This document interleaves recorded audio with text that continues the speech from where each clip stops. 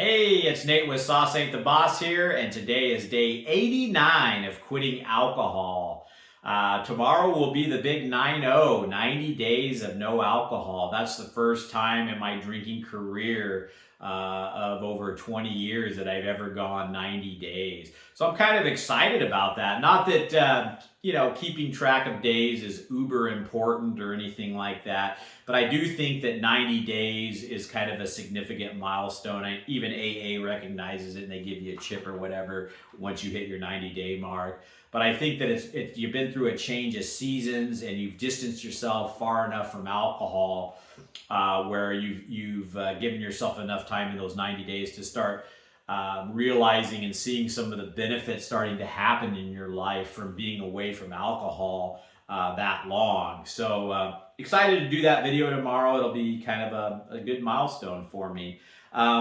Today I was thinking a lot about how all the things in life that are good for you, that have positive outcomes, that are good for your mental, spiritual, and physical health, are the things that are sometimes difficult to do. And the things that are instant gratification, make you feel good right away, that, the comfortable things in life tend to be the things that have negative outcomes on your physical, mental, and spiritual well-being. Alcohol, for example, is kind of an instant gratification, quick band-aid, so to speak, to deal with stress, or maybe you think it helps you socialize better, but in reality, it's doing is numbing yourself and lowering your inhibitions and making you do and say things that aren't good. And you do enough alcohol, you start having health problems, your energy gets zapped, you wake up feeling hungover. So that instant gratification, the easy thing to do in a situation, leads to negative consequences, especially the longer you do it. Same goes for eating crappy foods.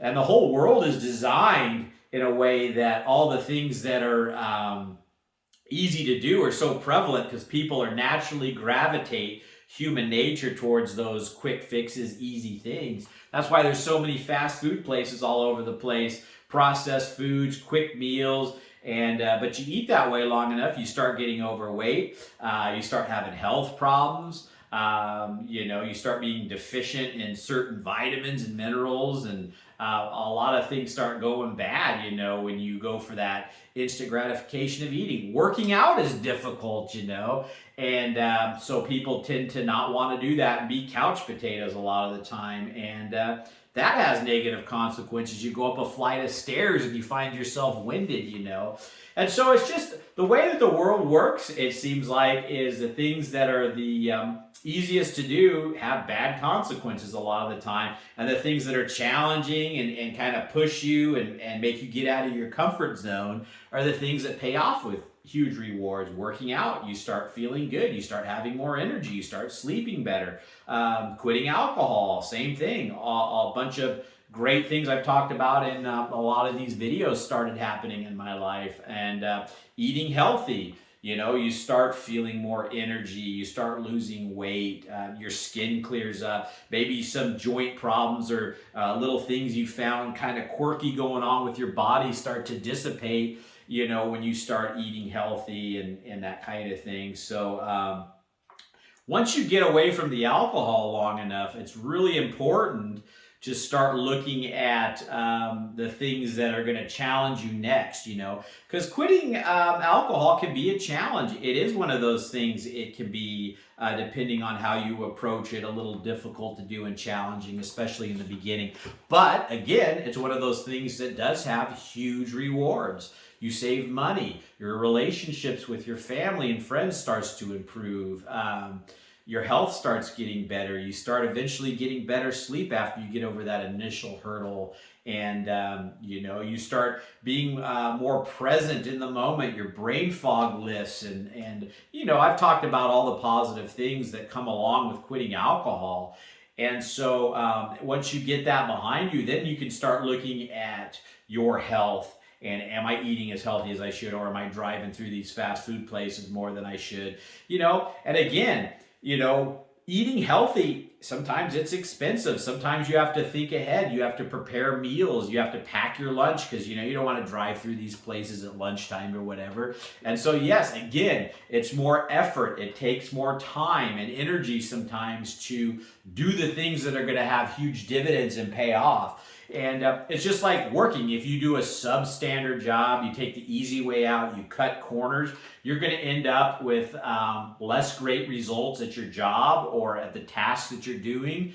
Versus if you go the extra mile, you work a little harder, work a little quicker, and do a better job, you're going to have better outcomes, And so get into the mindset after you distance yourself from alcohol that you're going to start challenging yourself to do some of these other things that are going to bring you up. And also doing those things will distance you away from alcohol more because it'll get you out of that sedentary comfort zone, wanting the instant gratification, quick fix.